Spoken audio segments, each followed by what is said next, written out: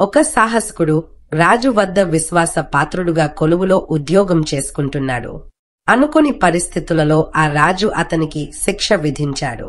ఆ సాహసకుడు తన చతురతతో ఆ శిక్ష నుండి ఎలా తప్పించుకున్నాడో, అడుగడుగునా అతను చేసిన సాహసాలు ఏమిటో, చివరకు రాజు మనసును తిరిగి ఎలా గెలుచుకున్నాడో ఈ కథలో చెప్పుకుందాము.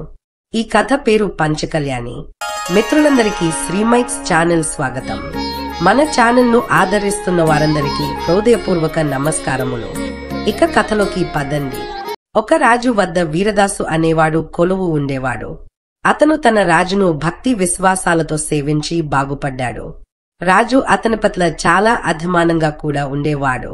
రాజుకి 2 కొడుకులు, వీరదాస్కి కూడా 3 కొడుకులు ఉన్నారు. వారందరూ ఒకే గురుకులంలో చదువుకుంటున్నారు. దురదృష్టవశాన ఒక్కసారి వీరదాస్ కొడుకులు 3కి, రాజు కొడుకులు 2తో కొట్లాట సంభవించింది. ఆ కొట్లాటలో రాజు కొడుకు ఒకడు చనిపోవటం జరిగినది. ఈ సంగతి తెలియగానే రాజు వీరదాసును పిలిపించి కఠినంగా మందలించి, నీ కొడుకులు నా కొడుకులతో జగడానికి దిగారు. నా కొడుకు చనిపోయినందుకు నీ కొడుకులను ఈ క్షణం ఉరి తీయించగలను. కాని అందువల్ల పోయిన నా కొడుకు తిరిగి రాడు. అయినా వాళ్లకు శిక్ష తప్పదు. నీకొక పని చెప్పబోతున్నాను. అది చాలా అపాయకరమైన పని. కాని నువ్వు ఆ పని చేయకపోతే నీ కొడుకుల ప్రాణాలు దక్కవు అన్నాడు. నా కొడుకుల ప్రాణాల కన్నా నాకు తమ ఆజ్ఞ నెరవేర్చటమే ప్రధానం. నేను చేయవలసిన పని ఏమిటో సెలవీయండి అన్నాడు వీరదాసు. శ్యామలనగరం రాజు దగ్గర ఒక ప్రసిద్ధమైన పంచకళ్యాణి గుర్రం ఉన్నది. నువ్వు నీ కొడుకులు వెళ్లి ఆ గుర్రాన్ని దొంగలించుకు రావాలి. ప్రయాణానికి గుర్రాలిస్తాను. పని ఎలా చేసుకొస్తావో అది నీ ప్రయోజకత్వం మీదనే ఆధారపడి ఉంటుంది. నువ్వు అప్రయోజకుడివి కావు. నా పట్ల నీకు అపారమైన విశ్వాసం కూడా ఉన్నది. అందుచేత నిన్ను నేను శత్రువుగా చూడటం లేదు. అలా చేయలేని పక్షంలో నీ కొడుకులకు ఊరి శిక్ష తప్పదు అన్నాడు రాజు. చిత్తం, రేపు ఉదయమే శ్యామల దేశానికి బయలుదేరిపోతాం అన్నాడు వీరదాసు.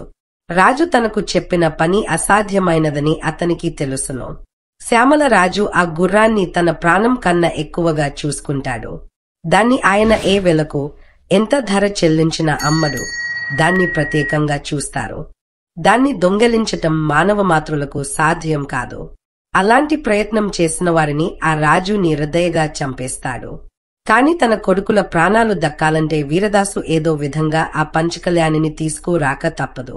మర్నాడు ఉదయానికి రాజుగారు వీరదాస్కు బంగారు నాణాలు నింపిన సంచి, 4 గుర్రాలు పంపాడు. వీరదాసు, అతని కొడుకులు ఆ గుర్రాల మీద శ్యామల నగరానికి బయలుదేరారు. శ్యామల నగరం సముద్ర తీరాన ఉన్నది. అక్కడికి దూర ప్రయాణమేగాక కష్టమైన ప్రయాణం కూడాను. వీరదాసు తన కొడుకులతో శ్యామల నగరం శివార్లలో ఉన్న దేవుడి మాన్యం చేరేసరికే చీకటి పడిపోయింది. పెద్ద గుడి చుట్టూ అనేక వేల ఎకరాలు దేవుడి మాన్యం. గుడికి సమీపంలోనే ధర్మకర్త గారి దివాణం ఉన్నది.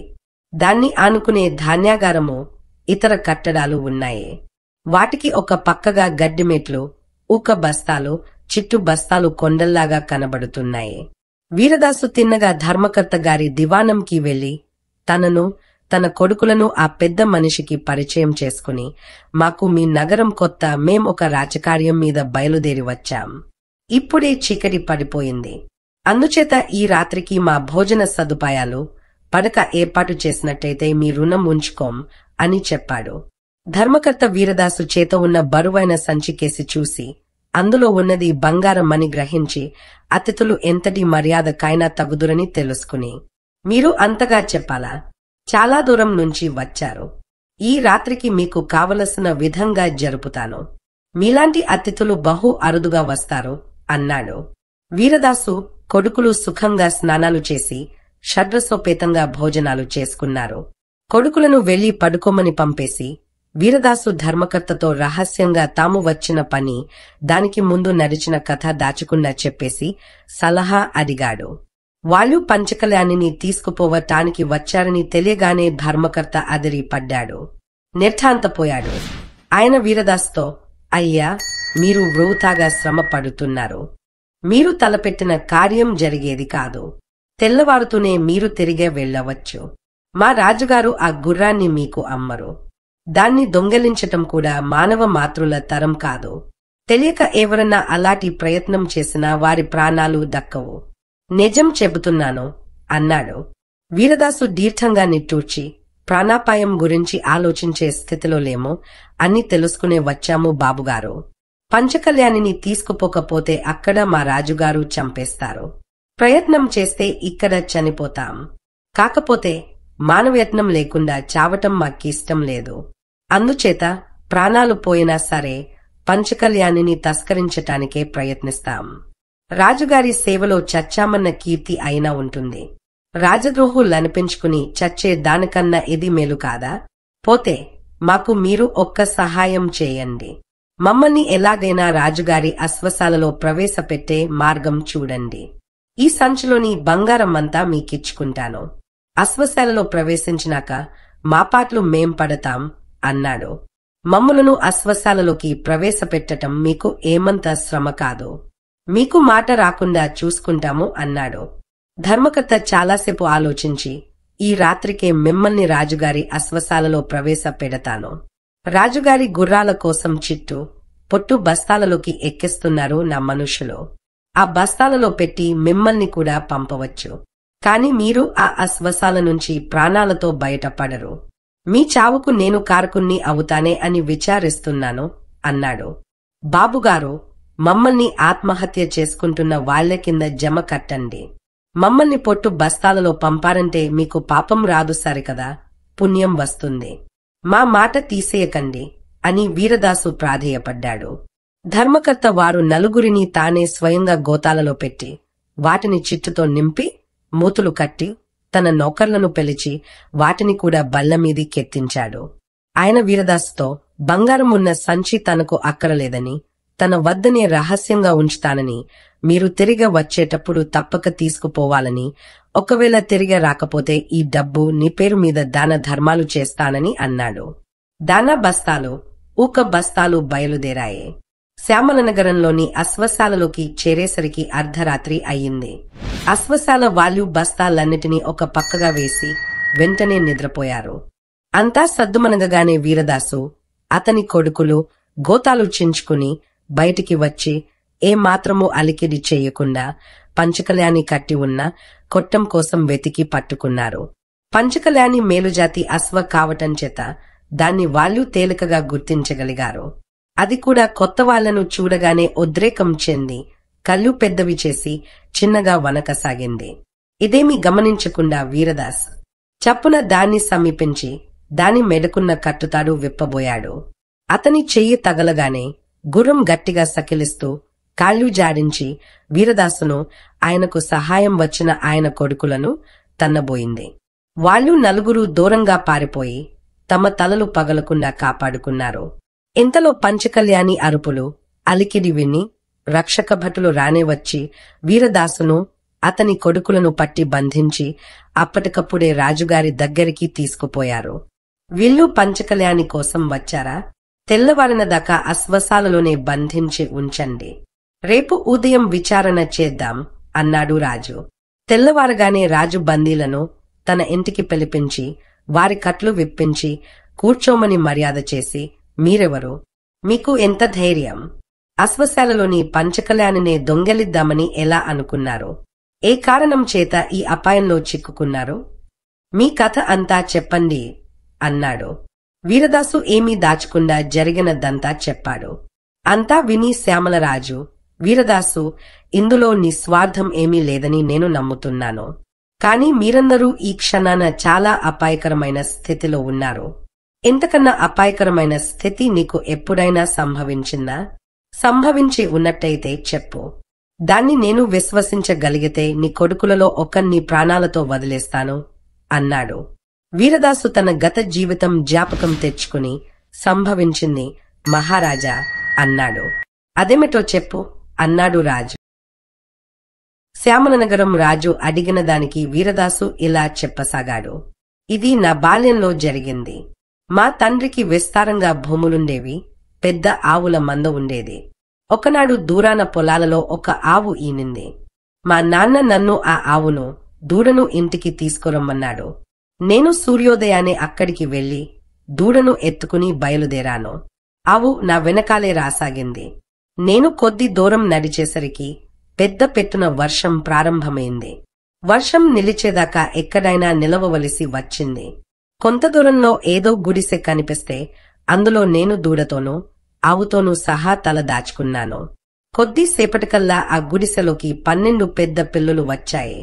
వాటిలో ఒకటి మిగిలిన వాటికి పెద్దలాగా కనబడింది. ఆ పెద్ద పిల్లి మిగతా పిల్లులకేసి తిరిగి అరవనారంభించింది. పిల్లులని ఒక్కసారి కోలాహలంగా కూతలు పెట్టాయి.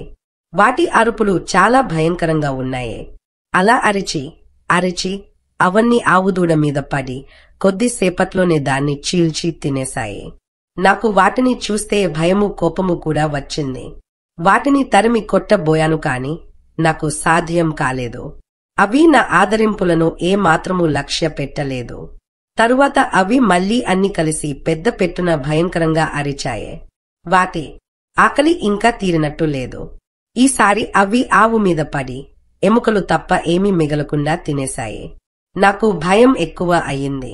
అవి మూడోసారి అరుపులు ఆరంభించేసరికి ఈసారి వంతు నాదేనని నాకు అర్థమైంది. కాలి సత్తువ కొద్దీ అడవిలోకి పరిగెత్తాను. ఆ రాక్షసి పిల్లులు నన్ను తరుముకుంటూ వచ్చాయి.